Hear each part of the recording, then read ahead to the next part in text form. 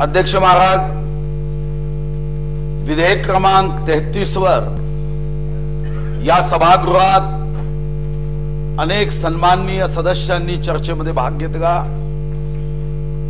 त्यांना मी मनापासून हृदयापासून धन्यवाद देत त्यांचे आभार मानत त्यांच्या मनातल्या शंका या उत्तराच्या भाषणामध्ये दूर करत एक जीएसटीचा कायदा, एक क्रांतिकारी कायदा मंजूर करण्याची, एकमताने पारित करण्याची विनंती करत, माननीय वळसे पाटील साहेब, तुम्ही मत मांडलं नाही तरी तुम्ही काय मत मांडू शकता हे विचारात घेऊन मी उत्तरामध्ये त्याचा निश्चित अंतर्भाव करेन। खरं तर अध्यक्ष महाराज, विधानसभा एका क्रांतिकारी विधेयकावर चर्चा करण्यासाठी आपण 3 दिवस एकत्र आलो। महाराष्ट्र आहे, देशातल्या इतर राज्यामध्ये एका दिवसात विधानसभेत आणि ज्या राज्यामध्ये विधान परिषद आहे त्याही राज्यामध्ये एका दिवसामध्ये चर्चा झाली। कारण या कायद्याचं वैशिष्ट्यच आहे सबका साथ सबका विकास। आणि या कायद्याचं वैशिष्ट्य असं आहे, या कायद्याच्या माध्यमातून महाराष्ट्र बघाच नाही पण सत्तेत येण्याची स्वप्न पाहणाऱ्या आपल्या सारख्यांचा मात्र स्वप्न बघाच आहे। 29 ऑगस्ट 2016 रोजी या सभागृहात चर्चा झाली। खरता अनेक प्रश्नाची उत्तर मी तेव्हा दिली होती। 58 मिनिट जयंत पाटील साहेबांनी भाषण दिलं होतं। काल 3 तास 18 मिनिट भाषण दिलं। मी उत्तराची सुरुवात करताना माझ्या मनात विचार येत होता की मी जयंत पाटलांसाठी उत्तराचं भाषण करायचं की अतिशय तर्कशास्त्राचे मुद्दे उपस्थित करणारे विरोधी पक्ष नेते विखे पाटील साहेब आणि अजितदादा यांच्या प्रश्नाचं उत्तर द्यायचं। कारण 3 तास 18 मिनिट म्हणजे कधीतरी मी ती 1 ग्राम सोनं काढायचं असेल तर 10,000 टन माती उपसावी जाते, तेव्हा 1 ग्राम सोनं निघतं असं ऐकलं होतं। इथं 3 तास 18 मिनिटं भाषण देऊन एक सुद्धा महत्वाची सूचना जीएसटी कौन्सिल मध्ये दुर्दैवाने अजितदादा येऊ शकली नाही। 29 ऑगस्टच्याच दिवशी 2016 रोजी उत्तरात मी सांगितलं होतं की महाराष्ट्र हा जीएसटी कायदा आल्यानंतर या देशामध्ये, या देशाच्या आर्थिक योगदानामध्ये आजपर्यंत महाराष्ट्राचं जे योगदान आहे, या देशाच्या जीडीपी मध्ये 15% जीडीपी राज्याचा आहे। सुनीलजी, या देशाच्या एकूण मॅन्युफॅक्चरिंग सेक्टर मध्ये आपण 20.50% आहोत। सर्व्हिस सेक्टर मध्ये आपण 19.68% आहोत।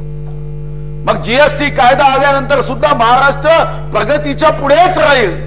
आणि या कायद्याच्या माध्यमातून एखाद्याच्या मनात शंका असेल तर मी त्याला पुन्हा एकदा सांगतो की सीढ़ियां उन्हें मुबारक हो जिन्हें छत तक जाना है, सीढ़ियां उन्हें मुबारक हो जिन्हें छत तक जाना है। महाराष्ट्र की मंजिल तो आसमान है, रास्ता हमको खुद बनाना है। आणि हा विश्वास बनत आहे की महाराष्ट्राला पुढे न्यावं, या महाराष्ट्राच्या दीनदुर्बल शोषित पीडित माणसाच्या इच्छा आकांक्षा पूर्ण करण्यासाठी आर्थिक शक्तीचं केंद्र महाराष्ट्र व्हावं। दुर्दैवाने 15 वर्षात ज्या पद्धतीचं स्वप्न, इच्छा आकांक्षा लोकांनी बघितल्या त्या पूर्ण करण्यासाठी आपल्याला आर्थिक तरतुदी करता येत नव्हत्या। पण या जीएसटी कौन्सिलच्या माध्यमातून एक निश्चित आहे की एकीकडे 1 नेशन 1 टॅक्स 1 मार्केट ही संकल्पना सर्व राजकीय पक्षांनी स्वीकारली की एक देश हा एक नेता। हे तर आपल्या देशाचं वैशिष्ट्य आहे। महात्मा गांधी आपल्या देशाचे नेता राहिले, महात्मा गांधी आपल्या देशाचे राष्ट्रपिता म्हणून आपण मत दिलं। कोण चालत आहे हे राजकारणासाठी? तुमच्या सुपीक डोक्यातून नापीक कल्पना आहे, सुपीक डोक्यातून नापीक कल्पना आहे। अरे जो गुजरात से महात्मा गांधी है वही गुजरात से माननीय नरेंद्र मोदी जी है। पण आपल्या शूद्र राजकारणासाठी, त्या एका सत्तेच्या खुर्चीसाठी लोकांच्या मनामध्ये भेद निर्माण करणं, महात्मा गांधी असेल, सरदार वल्लभभाई पटेल असेल, भारतीय जनता पार्टीच्या मनात आणि या 125 कोटी लोकांच्या मनामध्ये नेहमी आदराची भावना राहिली. पण स्वतःच या थोर नेत्यांना छोटं करण्याचं काम मतासाठी विखे पाटील साहेब आपण नाही पण अनेक आपले सहकारी हे करत असतात. लक्ष ठेवा. मग तुम्ही आता सुरू केले दादा तुम्ही बसून कधी बोलत नाही.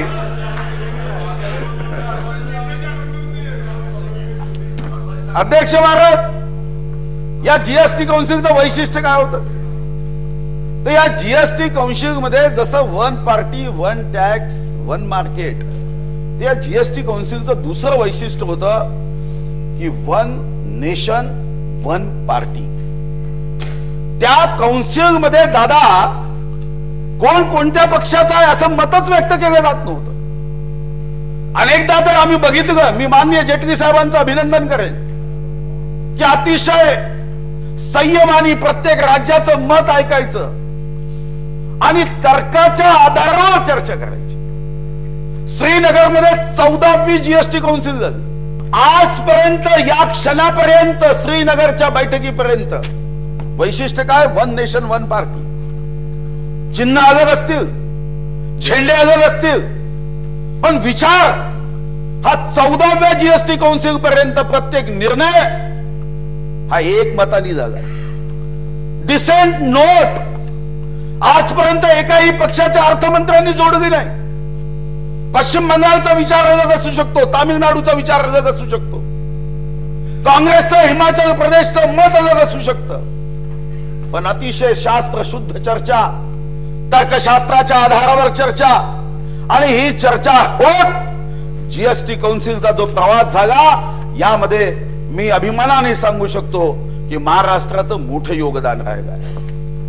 आणि म्हणून आपल्या भाषणामध्ये ज्या शंका किंवा जे संदर्भ होते या आपल्या राज्याच्या हितासाठी महाराष्ट्र पूर्ण शक्तीने जीएसटी काउन्सिल मध्ये आपलं मत मांडत आला आणि याचाच परिणाम मग ऑक्ट्रायचं कॉम्पेन्सेशन असेल, एलबीटीच्या संदर्भात कॉम्पेन्सेशनचा विषय असेल, 1 एप्रिल ते 1 ऑगस्ट 50 कोटीच्या वरचा कॉम्पेन्सेशनचे एलबीटीचे मुद्दे संपले आहे. त्याला कॉम्पेन्सेशन देण्याचे सरकारने मान्य केलं आहे. आता 1 ऑगस्ट पासून जी एलबीटी मध्ये आपण 3000 कोटीची सूट दिली याबद्दल ही चर्चा चालू आहे. आणि मला विश्वास आहे की आपल्या मनातली जी शंका आहे की आपला प्रत्येक नवीन पैसा जो राज्याचा हक्काचा आहे त्या राज्याच्या हक्काच्या प्रत्येक नवीन पैशासाठी महाराष्ट्राच्या वतीने माननीय मुख्यमंत्री मोदयांच्या नेतृत्वामध्ये महाराष्ट्राच्या हितासाठी जीएसटी काउन्सिलच्या माध्यमातून आपण न्याय मिळवल्याशिवाय राहणार नाही. हे खरं आहे की व्यक्तीच्या किंवा संघटनेच्या उत्पन्नामधून शासनाने सक्तीने केलेली वजावट किंवा वसुली म्हणजे कर. सार्वजनिक खर्च भागविण्याचे एक महत्वाचे साधन अध्यक्ष महाराज हे कर आहे. हा कर किती लावावा या कराच्या संदर्भामध्ये चाणक्याचं प्रसिद्ध वाक्य आहे की राजाने कसं वागावं कर लावताना.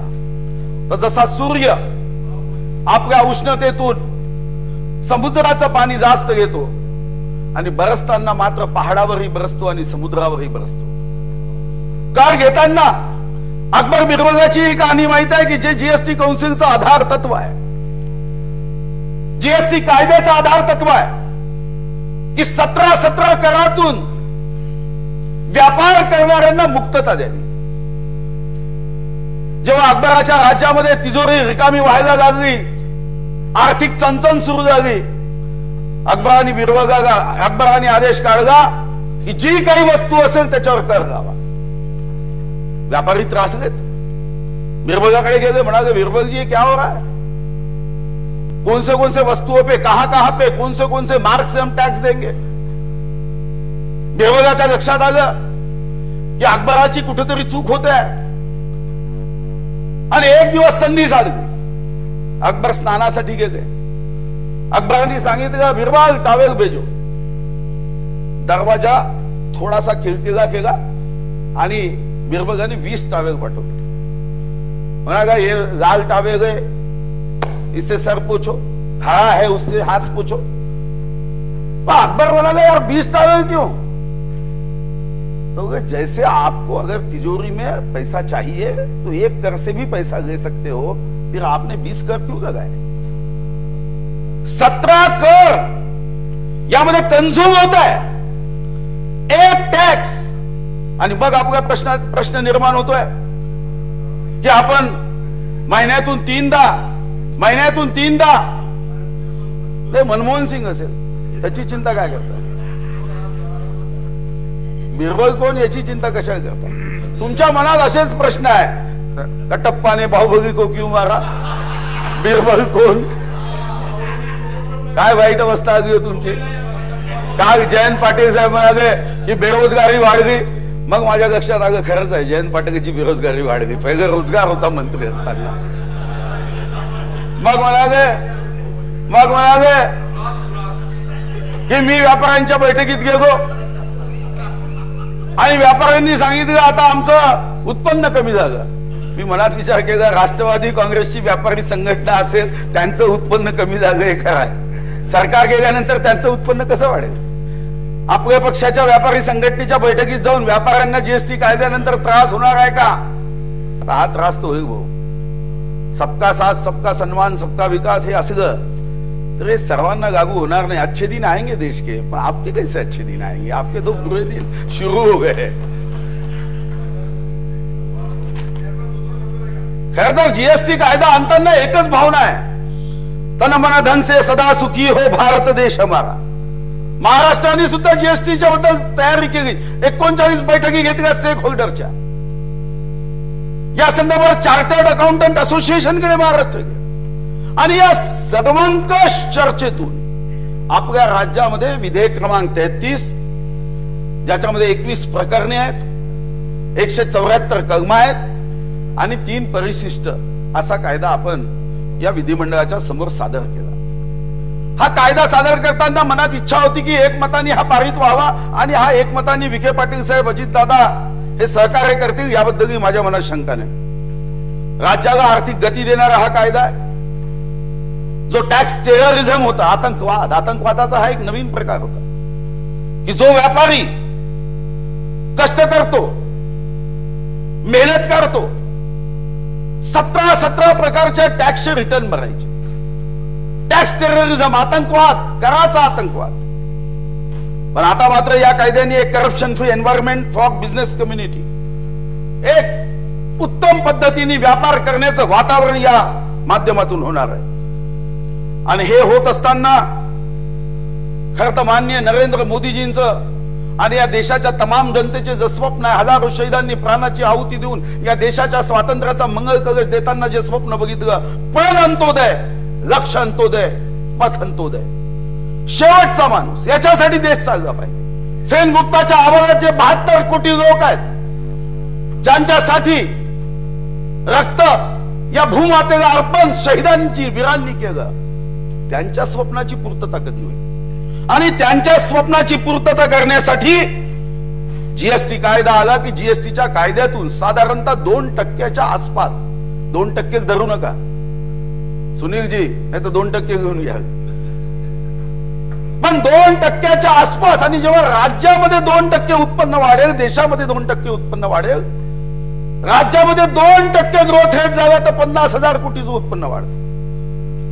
देशाचं 2% उत्पन्न वाढेल, मान्य पृथ्वीराज चव्हाण साहेब अभ्यासू आहेत, तर देशाचा ग्रोथ रेट तेव्हा 2% आहे. आणि जगामध्ये आज हा तुमच्या माझ्या अभिमानाचा विषय असेल पृथ्वीराजजी, तुम्ही कट्टर काँग्रेसी आहात, मला माहित आहे की तुम्हाला किती प्रयत्न केले तरी तुम्ही भाजपमध्ये येणार नाही, मला माहिती आहे, कट्टरता असेल, पण शेवटी तुम्ही आणि मी आमच्यामध्ये एक नातं आहे, पक्षविरहित नातं आहे, आणि ते म्हणजे भारत माता पुढे जावी.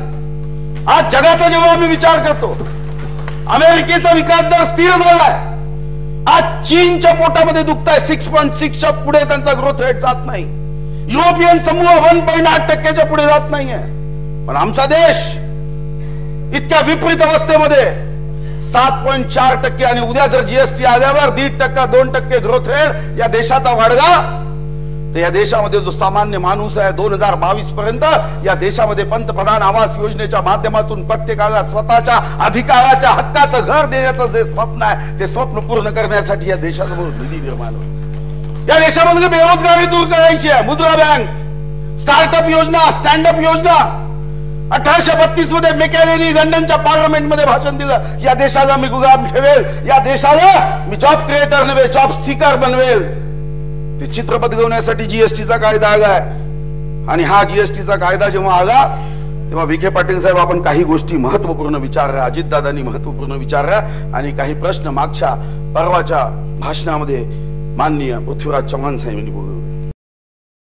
17 टॅक्स कमी झाले आणि हे 17 टॅक्स कमी होताना एक भीती निर्माण झाली की जीएसटी आल्यानंतर आता आपले हातपाय बांधले, उद्या काळाच्या संदर्भामध्ये आपत्ती आली, एक सुपरविनिंग सर्कमस्टन्सेस निर्माण झाली, आकस्मिकता निर्माण झाली, कर्जमुक्ती द्यायची आहे, शेतकऱ्यांच्या हिताचे निर्णय घ्यायचे आहे, आपल्याला आपली आर्थिक स्थितीमध्ये आवश्यक निधी उभा करायचा आहे. पहिली गोष्ट तर मी आपल्याला सांगून ठेवतो की आपल्याला कॉम्पेन्सेशन ही साधारणतः एखादा वर्ष घ्यावं लागेल. कॉम्पेन्सेशन घ्यायची आवश्यकता पडणार नाही असं माझं व्यक्तिगत मत आहे. पण एखाद्या वर्ष कॉम्पेन्सेशनची आवश्यकता पडेल.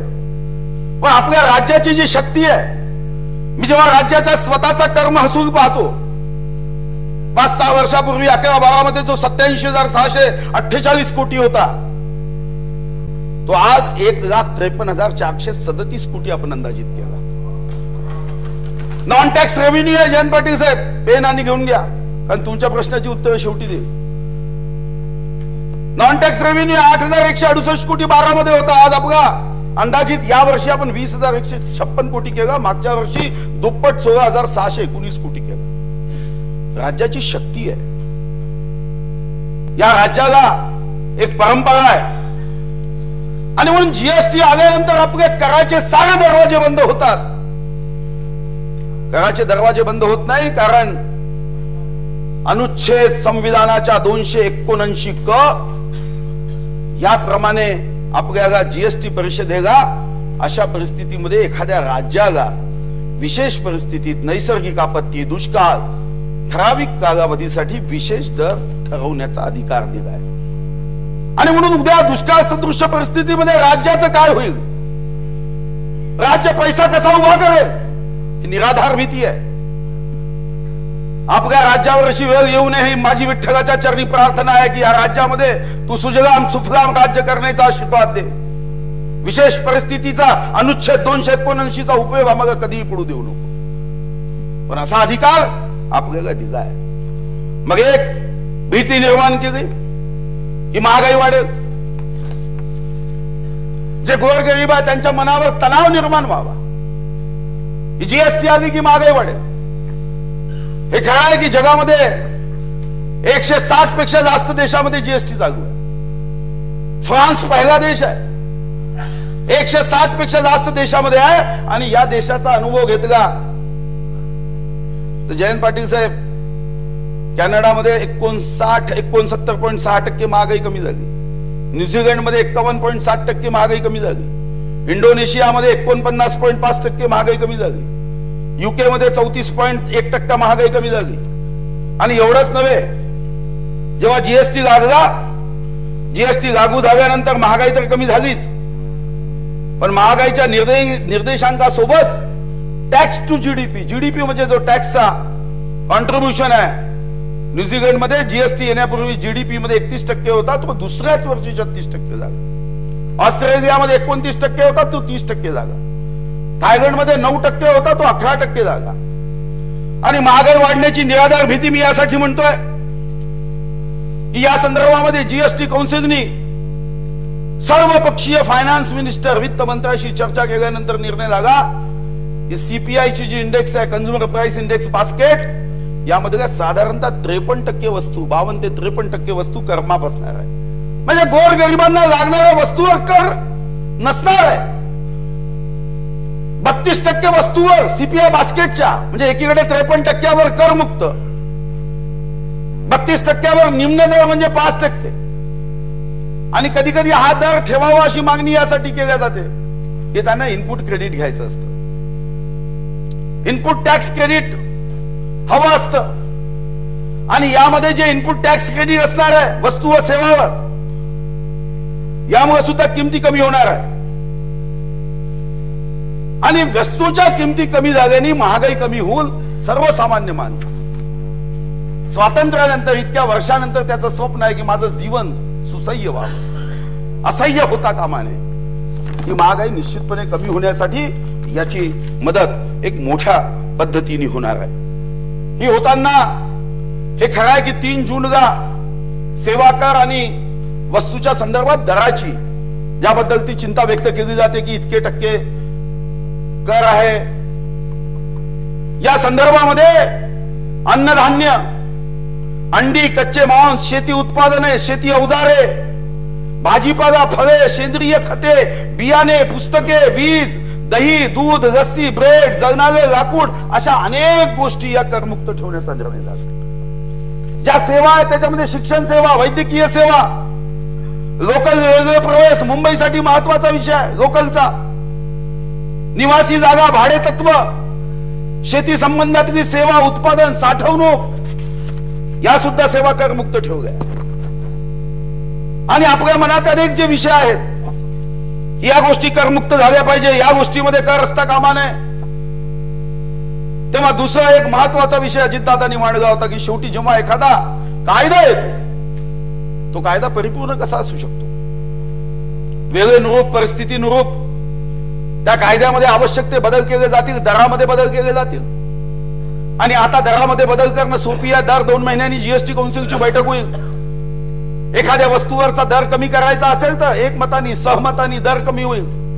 आणि म्हणून दर 2 महिन्यांनी प्रत्येक घटनेचा आढावा घेता येईल, प्रत्येक परिणामाचं शुद्ध विश्लेषण करता येईल, शास्त्र शुद्ध विश्लेषण करता येईल. अरे देशाची घटना अनेक तज्ञ लोकांनी केल्यानंतर सुद्धा आवश्यक ते बदल आपण घटनेत सुद्धा केले. मग आज आवश्यक ते बदल कायद्यात करता येईल म्हणून दादा आपण म्हणाले ते खरं आहे की मी महाराष्ट्राच्या तमाम जनतेला या व्यासपीठाच्या माध्यमातून आश्वस्त करतो की या कायद्यामध्ये कुठे त्रुटी राहिली, कायद्यामध्ये एखाद्या समूहाला, क्षेत्राला, वर्गाला, वस्तूला न्याय देताना अडचणी निर्माण झाल्या तर या तरतुदी सुद्धा राज्य सरकार महाराष्ट्राच्या जनतेचं, महाराष्ट्राच्या सर्वसामान्य दीनदुर्बल, शोषित, पीडित, अंध, अपंग, निराधार, असहाय्य, दलित, आदिवासी, शेतकरी, शेतमजुराच्या हिताला सर्वोच्च प्राधान्य देईल. आणि हा कायद्यामध्ये आवश्यक तो बदल आम्ही दूर केल्याशिवाय राहणार. पृथ्वीराज चव्हाण साहेबांनी एक भीती व्यक्त केली की या goods and service tax network मध्ये जे जीएसटीएन आहे या जीएसटीएन मध्ये हे खाजगी कंपनीला दिलं.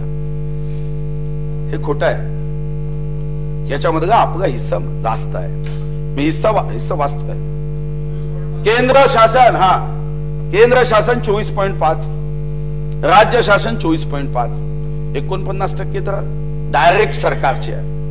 मग सरकारच्या मालकीच्या ज्या कंपन्या, LIC हाऊसिंग 10%, LIC 11%, मग सांगा आपण तर 50%च्या वरती इकडेच गेलो. 70%च्या वरती सरकारचे हिस्से आहे. आणि नंतर मग कोणीतरी निराधार भीती व्यक्त केली की यांना किती टॅक्स घ्यायचा वगैरे हे यांचा अधिकार आहे, टॅक्स किती घ्यायचा तो त्यांचा अधिकार नाही आहे. मदत नंतर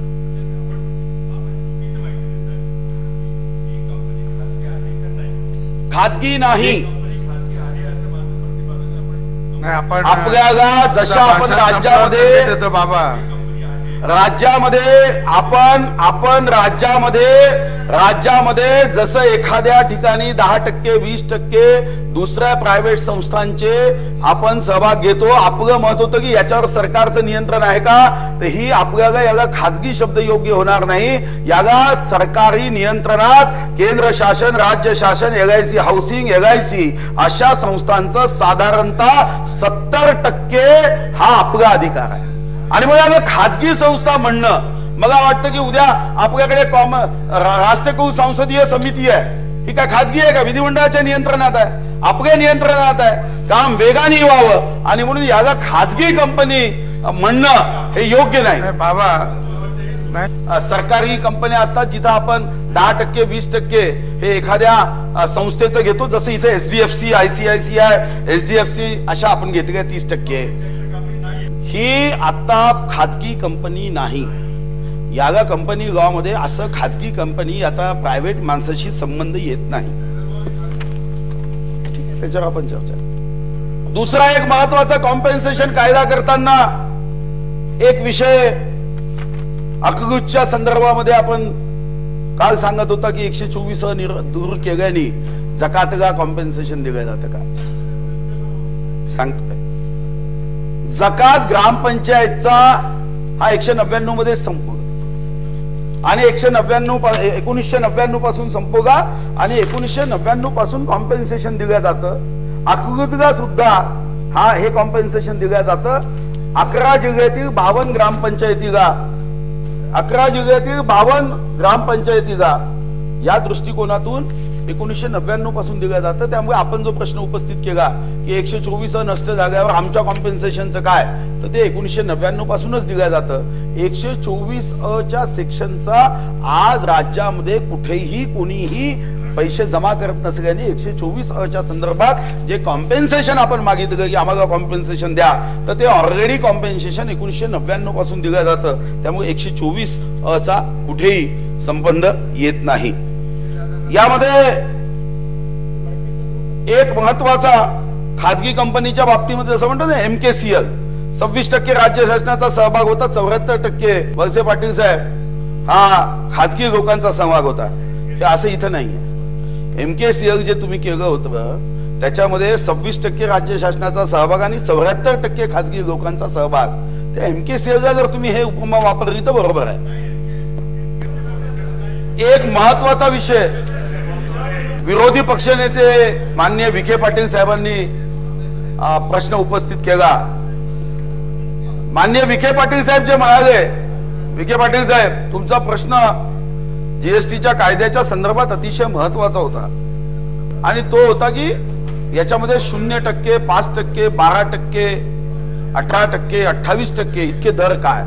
हा अतिशय महत्वाचा प्रश्न माननीय विखे पाटील साहेबांनी विचारला. कारण साधारणतः जगाचा जेव्हा आपण विचार करतो साधारणतः एकच दर, नेदरलँडमध्ये 19%, इटालीमध्ये 22%. पण आपल्या देशामध्ये आणि त्या देशामध्ये काही बेसिक फरक आहे. आपल्या देशामध्ये एका गरीबाचं उत्पन्न आणि एका श्रीमंताच्या उत्पन्नामध्ये एवढी दरी आहे की आपण हवाई चप्पल स्लीपर घालणाऱ्यालाही 18% आणि मर्सिडी कार घेणाऱ्यालाही 18% अशा दरामध्ये आपण बांधू शकत नाही, असा जीएसटी काउन्सिल मध्ये विचार झाला. की सामान्य जो गरीब आहे त्या गरीबाच्या वस्तू या एक तर करमुक्त असल्या पाहिजे किंवा कमी कराच्या दरात असल्या पाहिजे.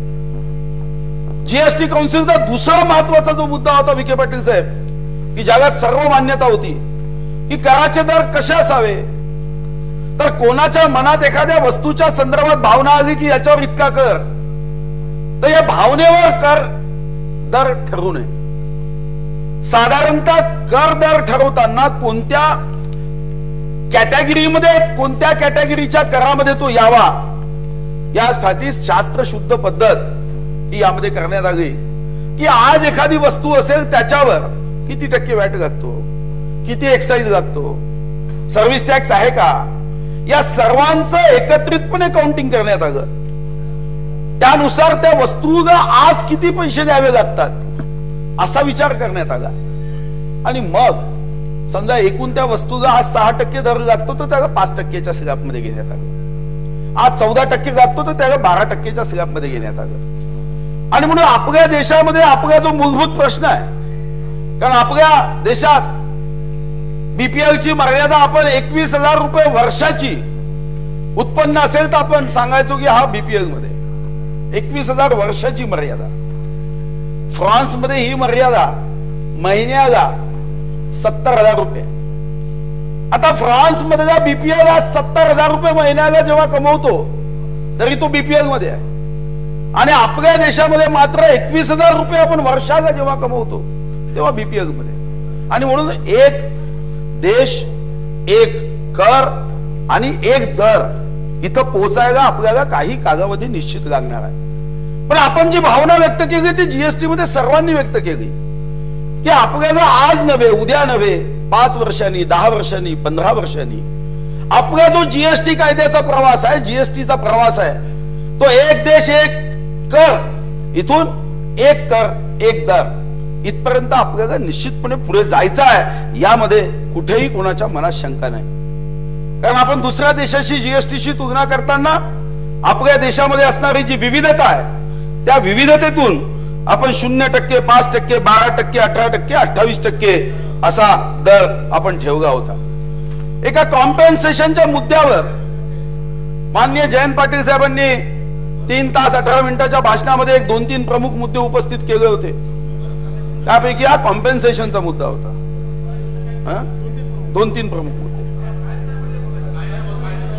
त्यांनी, आणि त्यापैकी जो महत्वाचा मुद्दा त्यांनी उपस्थित केला,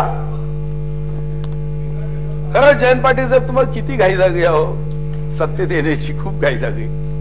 म्हणजे रामप्रसाद बोर्डीकरला का घेतलं, पण तुमचं मन मी ओळखत होतो. तुम्ही जसे मन दुसऱ्याच्या मनात डोकावता तसं तुमच्या मनात डोकावत होतं. तुम्हाला रामप्रसाद बोर्डीकरला का घेतलं हा प्रश्न नव्हता. तुमच्या मनात होतं की मला का नाही घेतलं आणि बोर्डीकरला का घेतलं. आपण प्रश्न उपस्थित केला अध्यक्ष महाराज की कॉम्पेन्सेशन सेसचं प्रयोजन काय. 42% निधी केंद्र सरकार देतो, या संदर्भातही प्रश्न उपस्थित केला. आता 42% वित्त आयोगाच्या शिफारसीनंतर 29%वरून 32% जागा, 32%वरून 42% जागा. राज्याला जास्त अधिकार सन्माननीय मोदीजींनी पंतप्रधान झाल्यावर राज्यांना अधिकार दिले की केंद्राने एखादी योजना थोपवण्याचं काम नाही. आजपर्यंत केंद्र सरकार त्यांच्या मनात येईल ती योजना थोपवायची आणि राज्याला सांगायचं की ही योजना आहे. पण माननीय मोदी साहेबांनी सर्वांना विश्वासात घेतलं, वित्त आयोगाने शिफारस केली. आज कॉम्पेन्सेशन सेस जेव्हा द्यायचा विचार आला त्यावेळेस सर्वंकष चर्चा झाली आणि या सर्वंकष चर्चेनंतर जर केंद्राने आपल्या डायरेक्ट टॅक्स मध्ये वाढ केली आणि कॉम्पेन्सेशन सेस देण्याचा विचार पुढे आला अध्यक्ष महाराज, तर तेव्हा मात्र त्याच्यातला पहिला 42% हिस्सा हा पहिल्यांदा राज्याला द्यावा लागेल आणि मग शिल्लक 58% जी रक्कम आहे याच्यामध्ये कॉम्पेन्सेशन सेस हा राज्यांना वितरित करावा लागेल. आणि हा वितरित करताना मग सेसच्या ऐवजी जेव्हा याचा आपण उपयोग करू तेव्हा करापेक्षा दुपटीने कर हा आपल्याला वाढवावा लागेल आणि मग जीएसटी मध्ये कॉम्पेन्सेशन सेस लावण्याचा विचार हा सर्वांनी एकत्र येऊन केला. पण हा कॉम्पेन्सेशन फंड करताना याच्यामध्ये केंद्र सरकारने स्वतः कोळशावरचा 400 रुपये पर्यावरणाचा टॅक्स आणि इतर टॅक्स 26,000 कोटी, हे 26,000 कोटी केंद्राने स्वतःची दिले आहेत. आणि ज्या इतर गोष्टीवर सेस आपण लावतोय तो सुद्धा सेस हे महागाई करणारा नाही. आज लक्झुरी कार आहे, 28%च्या दरामध्ये जेव्हा लक्झुरी कार येतील, मर्सिडीज, WBM येईल, आज त्याच्यावरचा कर ऑलरेडी 40%, 42%. हा सॉरी, आता आपण त्या गाड्याची मग तेवढी माहिती नाही ना. धन्यवाद चंद्रकांत नागेश वाडेकर. BMW आणि BMW गाड्याच्या किमती ऑलरेडी जास्त आहे. आता याच्यावरचा सेस लावताना महागाई वाढणार नाही तर कॉम्पेन्सेशन साठी हा निधी एकत्रित मिळणार आहे. आणि नुसतं निधी मिळणार नाही तर साधारणतः अशी संभावना आहे की हे जे कॉम्पेन्सेशन आहे हा कॉम्पेन्सेशन फंड याचाही उपयोग हा कमी होईल आणि यातून सुद्धा निधी हा पुन्हा राज्यांना जास्तीचा प्राप्त होईल अशी साधारणतः आपल्याला शक्यता ही सांगण्यात आली आहे. मग एक प्रश्न उपस्थित केला की संविधानात दिलेला आता ड्युअल जीएसटीचा अवलंब केलेला आहे आणि ड्युअल डिझाईनला अनुसरून राज्य न्याय नोंदणी करायची आहे. पण तरी सुद्धा काही अनन्यसाधारण परिस्थितीमध्ये राज्य न्याय नोंदणीमधून सूट देण्याची तरतूद खंड 148 मध्ये करण्यात आली आहे. पण आज मात्र 17 कायद्यांमध्ये विखे पाटील साहेब अनेक कायद्यामध्ये रजिस्ट्रेशन करावंच लागत होतं. या 17 कायद्याच्या रजिस्ट्रेशनच्या त्रासातून जाचातून यामधली मुक्तता ही निश्चितपणे होणार आहे. मग एक प्रश्न उपस्थित केला की व्यापाऱ्यांना काही शिक्षेची तरतूद आहे. पण दादा आपण म्हणाले की काही ठिकाणी ही तरतूद असली पाहिजे. मी दादाच्या मताशी सहमत आहे, कारण ही तरतूद आजपासून नाहीये. जे जयंत पाटील साहेब सांगत होते की ही तरतूद कशासाठी आहे, जयंत पाटीलांचंच भाषण आहे हे 27 मार्च 2005 हा अर्थमंत्री.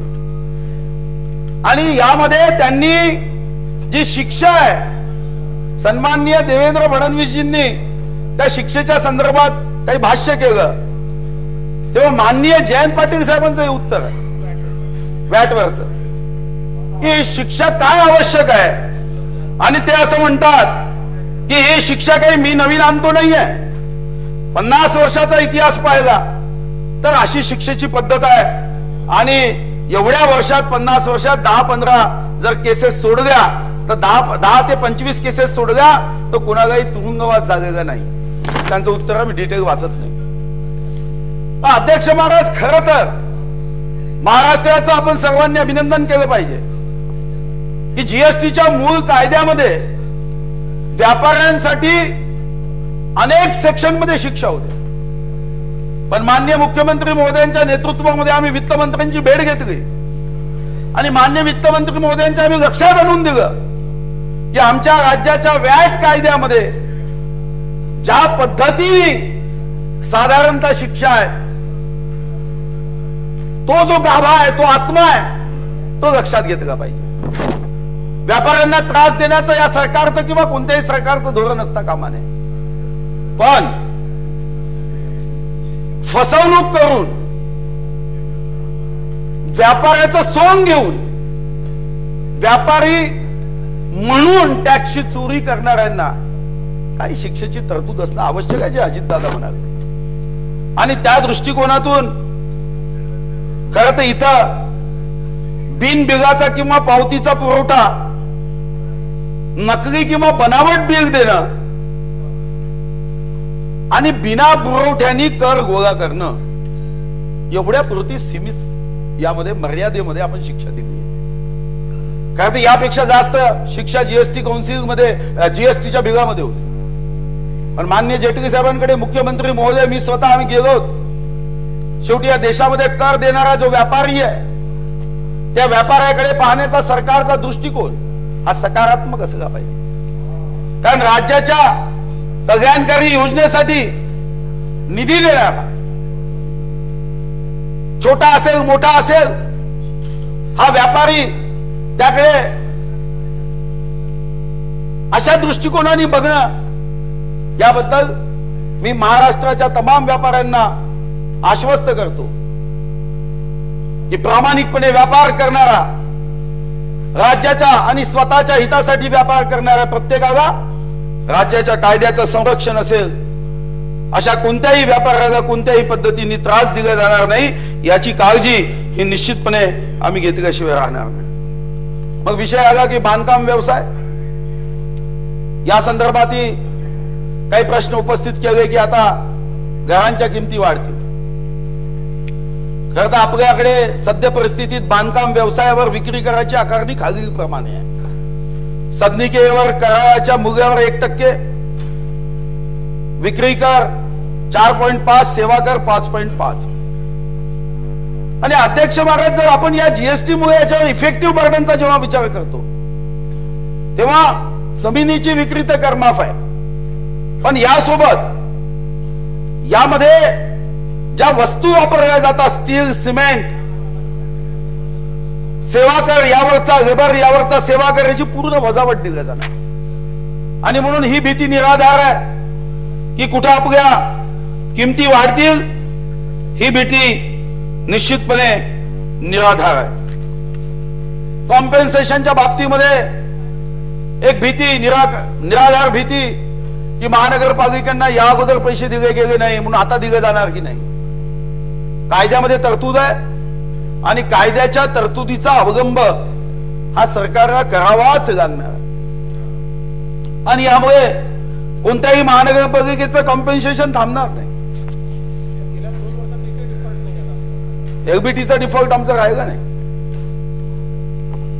आता एक महत्वाचा प्रश्न जो साधारणतः अनेकदा येतोय तो म्हणजे हा तर जीएसटीचा अपत्य म्हणजे आमचं होतं आणि माननीय मोदीजींनी तेव्हा विरोध केला होता.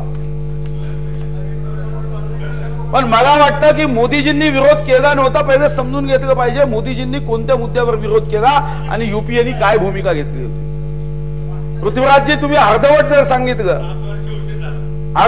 सांगितलं तर लोकांपर्यंत चुकीची माहिती जाते. कारण तर जेव्हा युपीएने कायदा आणला तेव्हा नुकसान भरपाईच्या संदर्भामध्ये जशी आम्ही आता महाराष्ट्र भाजपचं सरकार आहे, केंद्रात भाजपचं सरकार आहे, तरी आम्ही महाराष्ट्राची बाजू मांडताना सांगायचो की तुम्ही कॉम्पेन्सेशन 3 वर्ष नाही 5 वर्ष ठेवा. हीच भूमिका गुजरातनी युपीएच्या काळामध्ये मांडली. पण युपीए सरकारने जी फ्लेक्झिबिलिटी दाखवायला हो, राज्याचं मत आहे 5 वर्ष कॉम्पेन्सेशन दिलं पाहिजे. केंद्राबद्दल एक शंका होती, सीएसटीच्या कॉम्पेन्सेशन केंद्र देत नव्हतं. जी अजितदादाची मनात भीती होती ती कायद्यात तरतूद केली पाहिजे की तुम्ही कॉम्पेन्सेशन देण्याची जबाबदारी हे एखाद्या परिपत्रकाने एका कागदाने करू नका, तर तुम्ही कॉम्पेन्सेशनची तरतूद कायद्यात करा. हे माननीय मोदीजींनी युपीए सरकारला सांगितलं तर काय चूक आहे? जे तुम्ही आज सांगत आहात कॉर्पोरेशनच्या बाबतीमध्ये जे आपण आज मत मांडतोय तेच मत मोदी साहेबांनी तेव्हा युपीए सरकारच्या वेळी जर मांडलं तर त्याला तुम्ही विरोध कसा म्हणू शकता?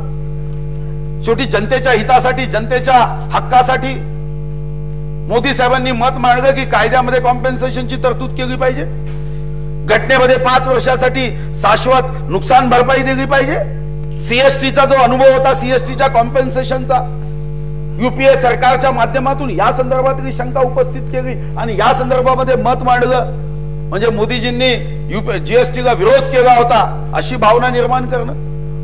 खरं आज तुमचं आमचं सौभाग्य आहे की मोदीजी सारखा एक असा नेता जो देश के लिए समर्पित है, राष्ट्र के लिए समर्पित है, खरं अशा नेत्याच्या संदर्भामध्ये अशा पद्धतीने प्रश्न उपस्थित करणं आणि लोकांच्या मनामध्ये प्रश्न निर्माण, अरे सबका साथ सबका विकास, सबका साथ सबका विकास.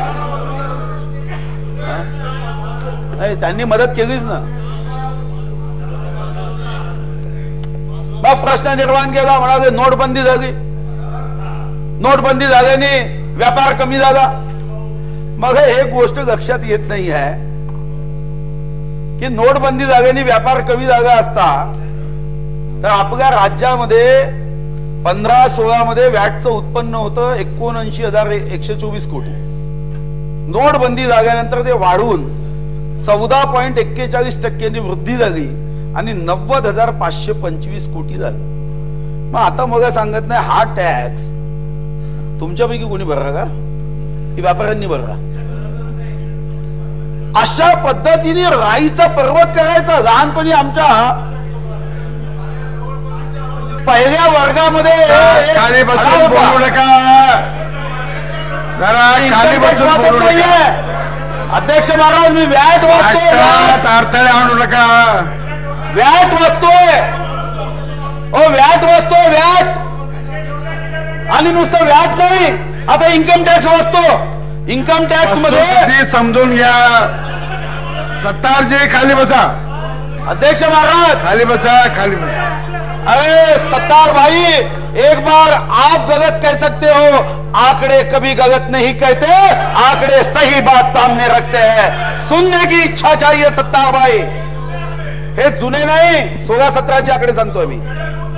आता या वर्षाचे आकडे सांगतोय. मी पुन्हा एकदा सत्तार भाई और एक बार आकडे पडता हूं. मग प्रश्न केला म्हणजे याच्यातून आयकर वाढला का? अध्यक्ष महाराज, आयकरामध्ये 2015-16 मध्ये 7,34,000 कोटी इन्कम टॅक्स होता.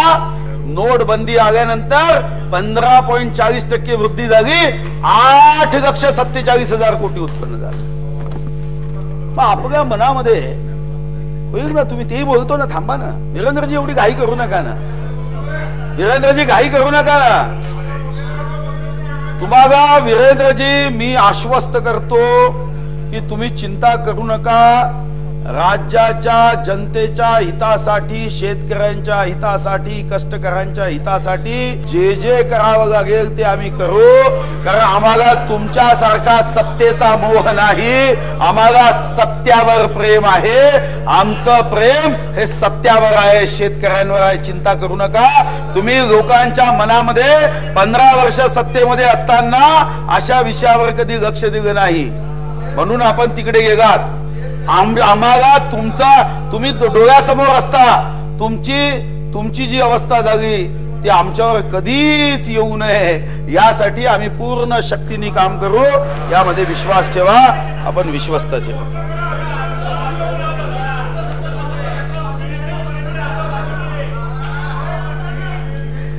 मग एक प्रश्न निर्माण झाला, आणि जो प्रश्न की अध्यक्ष महाराज जीएसटी आली की आता मॅन्युफॅक्चरिंग स्टेट आहे, उत्तर प्रदेशचा फायदा होईल. पण उत्तर प्रदेशचा फायदा होईल असा विचार करत असताना आपल्या राज्याला आपण कसं कमी लेखतो. आपलं हे राज्य कन्झ्युमिंग स्टेट आहे, 12 कोटी लोकसंख्या आहे, आणि एवढंच नव्हे तर आज देशामध्ये एखादी गोष्ट, एखादी सेवा, एखादी वस्तू विकत घेण्यासाठी आर्थिक शक्ती लागते. उत्तर प्रदेश कन्झ्युमिंग स्टेट नक्की आहे, पण उत्तर प्रदेशचं दरडोई उत्पन्न कुठं आहे? आज आपल्या राज्याचं दरडोई उत्पन्न 1,47,399 कोटी आहे. कन्झम्पशन करण्याची ताकद, आर्थिक शक्ती, क्रय शक्ती हे आपल्या राज्याच्या 12 कोटी लोकसंख्येकडे असेल, ते उत्तर प्रदेशकडे नाही. आणि म्हणून कन्झम्पशन वर जेव्हा टॅक्स जीएसटी मध्ये लागेल तेव्हा ही भीती निराधार आहे की आता फक्त उत्तर प्रदेशचा फायदा होईल. उत्तर प्रदेशचं दरडोई उत्पन्न 40,393, आपले 1,47,399. वस्तू आणि सेवा याचा जेव्हा आपण कन्झम्पशनचा विचार करू तेव्हा राज्यामध्ये कन्झम्पशनची शक्ती, वस्तू विकत घेण्याची शक्ती, सेवा विकत घेण्याची शक्ती ही आपल्या राज्याची निश्चितपणे जास्त आहे. ठीक आहे, 2-3 राज्याचा आपल्यापेक्षा थोडीशी जास्त आहे, छोटी राज्य आहे, पण मोठ्या राज्यामध्ये महाराष्ट्र हा टॉप 5 मध्ये, टॉप 3 मध्ये आहे. आणि म्हणून कन्झम्पशन मुळे आपलं नुकसान होईल ही भीती निराधार. जीएसटीने बेरोजगारी वाढेल हा एक प्रश्न उपस्थित झाला. खरं तर रोजगार निर्मितीमध्ये महाराष्ट्राचा दर आहे 4.1%, भारताचा दर आहे 3.6%. अनेक योजनेच्या माध्यमातून या देशाला पुढे नेण्यासाठी माननीय मोदी साहेब 24 तास काम करतायत. रात्रंदिवस या देशाच्या प्रगतीसाठी सारी ताकद लावून माननीय मोदीजींच्या नेतृत्वामध्ये आपल्या देशाला प्रगतीच्या मार्गावर न्यावं शक्तीने काम केलं जात. अध्यक्ष महाराज, मग एक शंका उपस्थित करण्यात आली. कृषी उत्पन्न बाजार समितीचा जो कर आहे एपीएमसी ऍक्ट 1963 अन्वये लावला जात होता, ते सदर कायद्यान्वये कर लावण्याचे अधिकार संविधानाच्या राज्य सूचीच्या नोंद 28 प्रमाणे प्राप्त होतात. या घटना दुरुस्तीमध्ये कृषी उत्पन्न बाजार समितीला जो कर लावण्याचा अधिकार आहे तो कायम आहे, आणि म्हणून या संदर्भामध्ये कॉम्पेन्सेशन देण्याचा हा प्रश्न उपस्थित होत नाही. एक महत्वाचा विषय आहे की जो महागाई वाढू नये यासाठी करण्यात आला आहे तो म्हणजे एखाद्या जीएसटी लावल्यानंतर या कराची जी सूट आहे याचा फायदा हा ग्राहकाला झाला पाहिजे. कारण याच्यामधला ग्राहक हा राजा आहे, आणि यासाठी सुद्धा अनुच्छेद 301 अन्वये याचा एक तरतूद करण्यात आली आहे की जीएसटी मुळे व्यापाऱ्यांना जर कराच्या दरात सूट मिळाली असेल किंवा इनपुट टॅक्स क्रेडिट मुळे त्याची खरेदी किंमत कमी झाली असेल तर हा नफा त्यांनी उपभोक्त्यास पास ऑन करणे अपेक्षित आहे. आणि जर असा नफा पास ऑन केला नसेल तर या खंड 301 च्या तरतुदी वापरता येईल, ज्यातून आपल्याला योग्य पद्धतीने जो नफा आहे तो नफा हा त्यांना पुढे पाठवता येईल. हॉटेल व्यवसायाच्या बद्दल प्रश्न उपस्थित करण्यात आला होता. हॉटेल व्यवसायाच्या संदर्भात 50 लाखापेक्षा कमी उघाडा असलेले जे व्यापारी त्यांना 5% दर आहे. जे एअर कंडिशन उपाहारगृह आहे त्यांना 12% आहे आणि जे एअर कंडिशन पण मद्यासहित आहे त्यांना 18% आहे. त्यामुळे जी भीती होती की सामान्य लोक जिथं वडापाव खातात, जिथं आपल्या पोटाची भूक शमवण्यासाठी जातात, तिथं महागाई वाढेल का? तिथं महागाई वाढणार नाही, कारण तिथं 20 लाखापर्यंत ज्या हॉटेलचा व्यवसाय करणारे आहेत त्यांना यामध्ये नोंदणी करायची आवश्यकता नाही आणि साधारणतः 50 लाखापेक्षा कमी उघाड आलाय त्यांना फक्त 5% हा दर द्यावा लागणार आहे आणि हा दर देताना निश्चितपणे त्याचा कोणताही दरवाढीवर परिणाम होणार नाही. माननीय अजितदादा म्हणाले की बँकेतल्या जुन्या नोटा ज्या आहेत त्या बँकांकडून अजून घेतल्या गेल्या नाही आणि त्याबद्दल त्यांनी ही गंभीरता ही या माध्यमातून लक्षात आणून दिली. हे खरं आहे की या संदर्भामध्ये माननीय मुख्यमंत्री महोदयांच्या नेतृत्वामध्ये माननीय जेटली साहेबांची भेट घेण्यात आली होती, पण आपल्या या मुद्द्याकडे शासनाच्या वतीने गंभीर लक्ष दिले जाईल आणि या संदर्भामध्ये राज्य सरकार आपण जो प्रश्न या सभागृहात उपस्थित केला त्याची गंभीरतेने नोंद घेऊन या दृष्टीने निश्चितपणे केंद्र सरकारकडे याचा पाठपुरावा करेल. एक प्रश्न उपस्थित झाला की आता जीएसटी आल्यानंतर जुन्या कराच्या थकबाकीबद्दल काय होईल? आपण आत्ताच्या अर्थसंकल्पामध्ये हे खरं आहे की आपण अर्थसंकल्प दुर्दैवाने ऐकू शकला नाही. आपण अर्थसंकल्पामध्ये याच्या भूमिका स्पष्ट केल्या. जीएसटी कायदा आल्यानंतर जुन्या कराचं जे दायित्व आहे हे जुन्या कराचं दायित्व संपुष्टात येत नाही. हे खरं आहे की 2001 पासूनचे जे लोकांकडे देय टॅक्स आहे त्याकडे गंभीरतेने लक्ष देण्याची आवश्यकता आहे आणि यासाठी सरकारच्या वतीने मग तो महसूल विभागाची थकबाकी असेल, विक्री कर विभागाची थकबाकी असेल, विद्युत विभागाची थकबाकी असेल, आपण पूर्ण शक्तीने प्रयत्न करतोय. कोर्टात सुद्धा आपण पाहिलं की 2005 पासून ठाण्याची एक केस आहे 450 कोटी येणे आणि ज्यांना पैसे द्यायचे असतात ते मोठे वकील गावतात. आपण राज्य म्हणून सुद्धा यामध्ये गंभीर लक्ष तर देतच आहोत. याच्याबद्दलची श्वेतपत्रिका आपण तयार केली. नुसतं श्वेतपत्रिका काढून थांबलो नाही तर सर्व विभागाचा आढावा घेत यातून मोठ्या प्रमाणावर आपल्याला थकबाकी प्राप्त व्हावी यासाठी लवाद असेल, न्यायाधिकरण असेल, या सर्व गोष्टींमध्ये आपण पूर्ण शक्तीने काम करतोय. केंद्राच्या योजनांचा फायदा आपल्या राज्याला महत्तम व्हावा, मॅक्झिमम व्हावा. हे खरं आहे की आपल्या देशामध्ये केंद्राच्या योजनांचा फायदा जर गेल्या आपण काही वर्षाचा अनुभव घेतला तर यामध्ये राज्याच्या हितासाठी जास्त काम करण्याची आवश्यकता आहे आणि या दृष्टीने सुद्धा केंद्राचा जास्तीत जास्त निधी हा राज्याला मिळावा यासाठी सुद्धा आपण पूर्ण शक्तीने आपण काम करतोय. ठीक आहे.